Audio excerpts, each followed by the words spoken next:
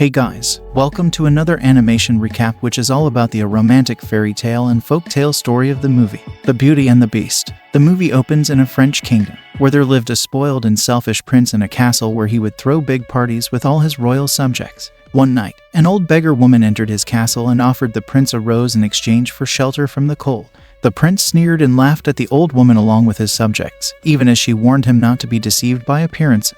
The prince turned her away once more, and soon after, the old woman's haggard appearance disappeared to reveal a beautiful enchantress, a fictional supervillain.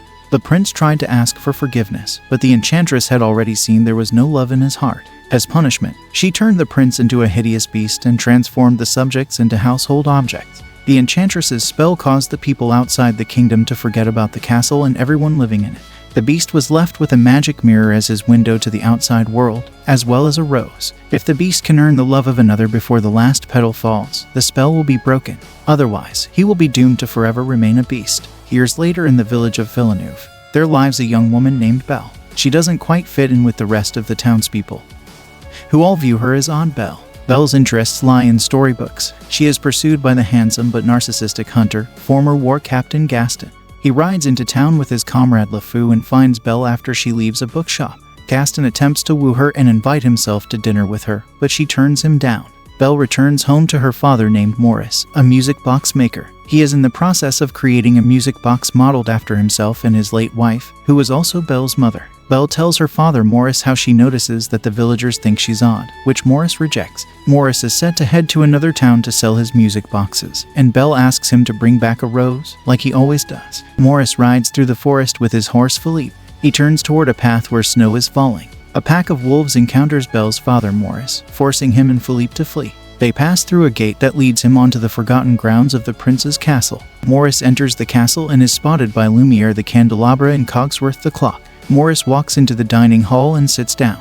He is startled when Chip, a young boy turned into a teacup, moves toward him and speaks to him, but he is found by the beast, who calls Maurice a thief. Then the beast takes him as a prisoner. On the other side, back in the village, Belle is trying to show a little girl how to read until she is called out by a man who discourages her from teaching another girl to read. Gaston finds Belle and once again tries to court her after saying she shouldn't concern herself with any children other than hers. Belle knows what he is trying to say, and she firmly tells him that she will never marry him. After scoffing at the idea of being Gaston's wife, she expresses her desire to seek adventure and excitement away from the village. Moments later, the horse named Philippe returns and Belle knows that something bad must have happened to her father Maurice. Belle rides Philippe in back to the castle. She finds Maurice in the dungeon, where warns her to turn back. Belle then meets the beast and is stunned by his appearance. The beast says Maurice is a thief and must serve for life in the dungeon. Belle offers to take his place, despite Maurice's objections. The beast agrees to the exchange and he lets Maurice go. Belle promises him she will find a way out of there. Belle meets Lumiere and Cogsworth, despite initially being freaked out by a talking candelabra and clock. The two were originally heads of the castle before the curse transformed them.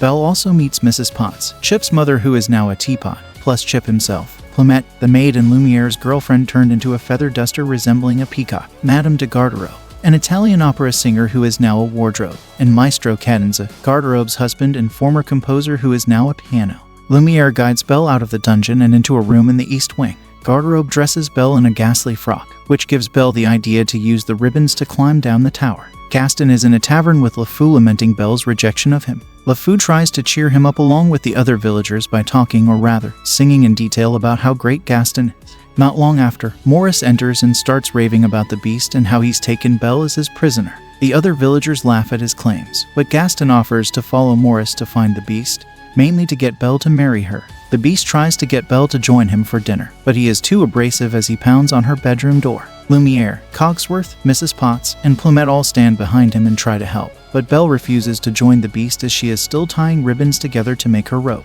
The beast storms off and insults his subjects. We see the rose drop another petal, and as a result, the castle starts to shake and crumble a little. It also causes the castle objects to become less and less human. Belle leaves her room and joins the castle objects as they guide her to the dining hall. Lumiere leads the objects in a dazzling number be our guest as they boast about their fine dining.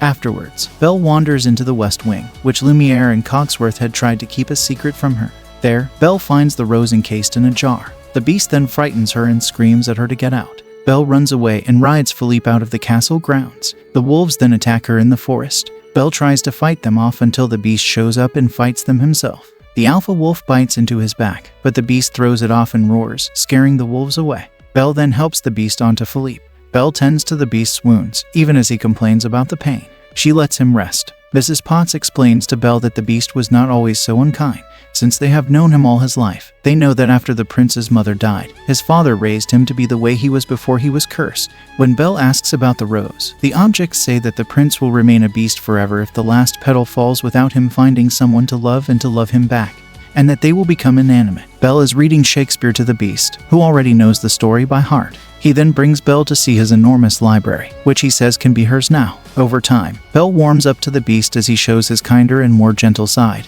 and the objects can see it too. The beast invites Belle to dance with him in the ballroom.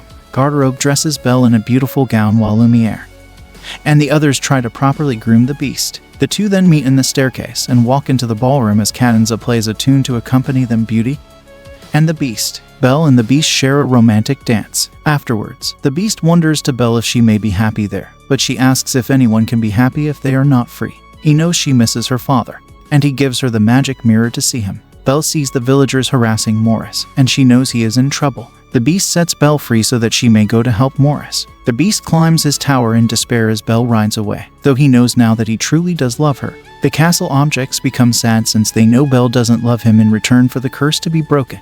Gaston has Morris committed to a mental institution but gives him one more chance to redeem himself if he gives Gaston his blessing to marry Belle. Morris still refuses, so Gaston sends him away. Belle arrives in the nick of time to stop the carriage from riding off. She shows the villagers the mirror to prove the beast exists, which horrifies everyone. Gaston changes his tune and starts to gather the villagers to go after the beast before he attempts to harm anyone else. Belle is then locked in the carriage with Morris as Gaston leads villagers to storm the castle. The castle objects see the villagers making their way to the castle. They try to hold the door closed, but the villagers start to break it down. Cogsworth goes to warn the beast, but he is too depressed to care about what happens. Lumiere then leads all the castle objects into a plan. As the villagers enter, LeFou sees Mrs. Potts and Chip, mistakenly assuming Mrs. Potts is his grandmother. She is not happy and she initiates the fight. Lumiere lights up the floor. Mrs. Potts pours hot tea on the attackers. Cadenza shoots his piano keys. Cogsworth sends flying books to hit the villagers. And Garderobe dresses 3 goons in powdered wigs, makeup, and gowns. The villagers then run away in terror. Belle breaks out of the carriage, and Belle rides Philippe back to the castle. Gaston makes his way up to the tower and finds the beast sitting sadly outside the window. He claims Belle sent him and then shoots the beast in the back and causes him to fall onto a lower roof. Gaston goes after him and wants the beast to fight back. Belle then returns to the castle, which reinvigorates the beast's spirit. He defends himself against Gaston and declares he is not a beast. He holds Gaston over a ledge as the coward begs for mercy, but spares his life and orders him to leave. The beast leaps to the next tower to be with Belle, only for Gaston to shoot him twice in the back moments later. Karma then goes for Gaston as the bridge he is standing on crumbles, and he falls to his death.